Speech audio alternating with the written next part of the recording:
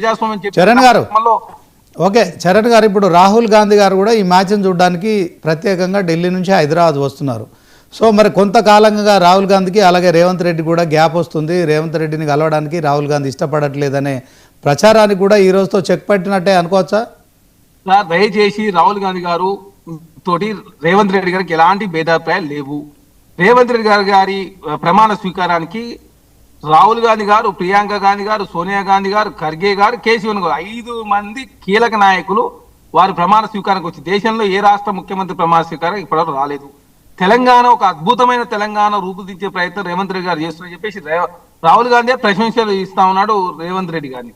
అదే కాకుండా తెలంగాణ దేశంలో అగ్రగామి ఉండే ప్రయత్నంలో రేవంత్ రెడ్డి గారు కృషి అమోఘం అని చెప్పేసి రాహుల్ గాంధీ గారు కాంగ్రెస్ పార్టీ నమ్ముతా ఉంది. దానిలో భాగంగా పూర్తి స్వేచ్ఛ ఇచ్చి తెలంగాణ రాష్ట్రంలో ప్రజాప్రభుత్వం ప్రజల సమస్యలు పరిష్కరించే ప్రయత్నంలో ముందుకు పోతుంది. ఎక్కడ విభేదాలు ఓన్లీ నమస్తే తెలంగాణ టీ న్యూస్ కేటీఆర్ హరీష్ రావు గారు ట్విట్టర్ వేదికగా స్పందించినందు మాత్రాన రేవంత్ రెడ్డి గారు రాహుల్ గాంధీ మధ్య విభేదాలు క్రియేట్ అయితే మీరేందంటే తప్పును నిజం అని చెప్పే ప్రయత్నం, నిజాన్ని అబద్ధం చెప్పే ప్రయత్నం మీరు ముందుకు పోతా ఉన్నాం. మీలాగా మేము అదేవిధంగా 2 నాలుకల తోడుతో ముందుకు పోతున్నాం.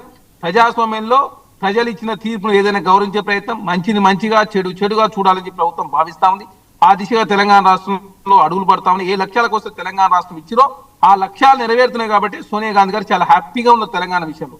ఎందుకంటే నీళ్లు, నిధులు, నియామకాలు, అస్తిత్వం, ప్రజాస్వామ్యం ఉండాలని కాంగ్రెస్ పార్టీ భావించి ఆ లక్ష్యాలను ఆనాడు 2014 నుంచి 23 నెరవేరలేదు. కాబట్టి తెలంగాణ రాష్ట్ర కాంగ్రెస్ పార్టీ అధికారులు తీసుకొచ్చింది. కాబట్టి ఆ లక్ష్యాలు నెరవేరుతున్నాయని చెప్పేసి సోనియా గాంధీ గారు హ్యాపీగా ఉన్నారు. అదే కాకుండా రాహుల్ గాంధీ గారు ఏదైతే కులగణన సంబంధించి దేశవ్యాప్తంగా కులగణన విషయంలో తెలంగాణ 29 రాష్ట్రాల భిన్నంగా తెలంగాణ రాష్ట్రం మొట్టమొదటిగా కులగణన చేసి అసెంబ్లీలో బిల్లు పాస్ చేసి, కౌన్సిల్లో బిల్లు పాస్ చేసి, ఢిల్లీలో జంతర్ మంతర్ ధర్నా చేసి, కేంద్రమే ఒత్తిడి తెచ్చి జనగణన కులగణన చేసే ప్రయత్నంలో తెలంగాణ కాంగ్రెస్ పార్టీ గారికి రేవంత్ రెడ్డి గారి నాయకత్వంలో కేంద్ర ప్రభుత్వం దిగొచ్చిన పరిస్థితి మనం చూసినాం. కాబట్టి రాహుల్ గాంధీ గారు కూడా చాలా హ్యాపీగా నేను మాట ఇచ్చిన ఆ మాట నిలుపుకుంది తెలంగాణ ప్రభుత్వం అని చెప్పేసి అదేవిధంగా రాహుల్ గాంధీ గారు హ్యాపీగా ఉన్నారు. అదే కాకుండా ప్రియాంక గాంధీ గారికి సంబంధించి మహిళలకు సంబంధించి 1 కోటి మంది మహిళలను కోటీశ్వర్లు చేసే ఏకైక లక్ష్యంతో ఇప్పటికే 26,000 కోట్ల రూపాయల వడ్డీ లేని రుణాలు రాష్ట్ర ప్రభుత్వం మహిళల కోసం అందించి ఆర్టిస్టులు వారు భాగస్వామ్యం చేస్తుడు, ఉచితంగా ఉచిత బస్సు ప్రయాణం, 500 రూపాయల గ్యాస్ సిలిండర్, 200 వరకు ఉచిత కరెంటు, అదే కాకుండా చేనేతలకు సంబంధించిన చీరల విషయంలో వాళ్ళే భాగస్వామ్యం చేస్తున్నారు, స్కూల్ యూనిఫామ్లలో వాళ్ళనే భాగస్వామ్యం చేస్తున్నారు.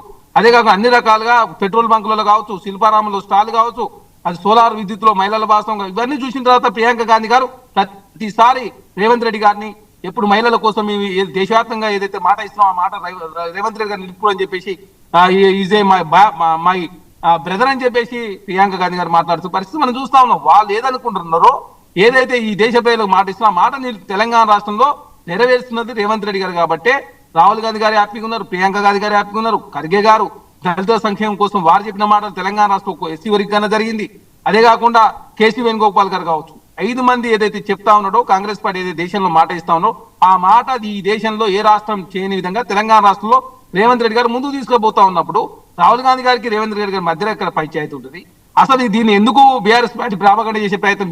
మీ ఇంట్లో కుటుంబాల్లో పంచాయతీ ఉన్నది, చెల్లెని సకావు చూడలేక చెల్లె బయటకు వచ్చి రోజు మాట్లాడుతుంటే ఏం సమాధానం చెప్పాలని అర్థం కాక కేటీఆర్ గారు, హరీష్ రావు గారు మౌనం వహిస్తా ఉన్నారు. భారతీయ జనతా పార్టీ కూడా దీనిలో BRS party Bharatiya Janata party ఒకటై లోకల్ బాడీ ఎలక్షన్ కావచ్చు, మన జూబ్లీ సెలక్షన్ లో ఏకంగా బీఆర్ఎస్ పార్టీ లాభం జరిగేటట్టు భారతీయ జనతా పార్టీ చేసింది. అదేవిధంగా హిల్టు పాలసీ లో హరీష్ రావు గారు 5 లక్షల అవినీతి జరిగిందంటే ఆ మహేష్ రెడ్డి తెల్లారి ప్రెస్ మీట్ పెట్టి 6 లక్షల అవినీతి అని చెప్పేసి హరీష్ రావు గారు చెప్తే దానికి మహేష్ రెడ్డి గారు తందాననే పరిస్థితి ఉందని చెప్పేసి కల్వకుంట్ల కవిత గారు మాట్లాడుతూ ఉన్నారు. కాబట్టి దేశంలో ప్రజలంతా కూడా తెలంగాణను చూసి ఈ రోజు తెలంగాణ రాష్ట్రంలో గ్లోబల్ సమ్మిట్ కావచ్చు, స్పోర్ట్స్ కావచ్చు, ఎడ్యుకేషన్ కావచ్చు, హెల్త్ విషయంలో కావచ్చు, తర్వాత గ్రామీణ స్థాయి నుంచి అదే హైదరాబాద్ వరకు ఏ విధంగా 3 జోన్లుగా విభజించుకొని డెవలప్మెంట్ చేస్తున్న విషయాన్ని ఈ దేశ ప్రజలకు, ప్రపంచ ప్రజలకు వివరించే ప్రయత్నంలో కాంగ్రెస్ ప్రభుత్వం రేవంత్ రెడ్డి గారి నాయకత్వంలో చాలా స్పష్టంగా అర్థమయ్యే విధంగా తెలియజేసారు. కాబట్టి గణనీయమైనటువంటి పెట్టుబడులు వస్తా ఉన్నాయి. ఖచ్చితంగా భవిష్యత్తులో అదే స్పోర్ట్స్ రంగాన్ని భారతదేశంలో ఏ రాష్ట్రంలో ఒలింపిక్స్ పథకాలు సాధించిన విధంగా సాధించాల ఏకైక లక్ష్యంతో ప్రభుత్వం ముందుకు పోతా ఉంది. ఓకే చరణ్ గారు, ఇప్పుడు కేర్ రేర్ ఫ్యూర్ ఈ 3 సూత్రాలు ఏవైతే తెలంగాణ సీఎం రేవంత్ రెడ్డి మరి 2047 తెలంగాణ రైజింగ్లో చెప్పిన విధంగా మరి ఆ రకంగా మొదటి అడుగు పడింది అనుకోవచ్చా ఈ ఫుట్బాల్ మ్యాచ్తో? ఎస్, మొదటి అడుగు కాదు, ఇక్కడ చాలా స్పష్టంగా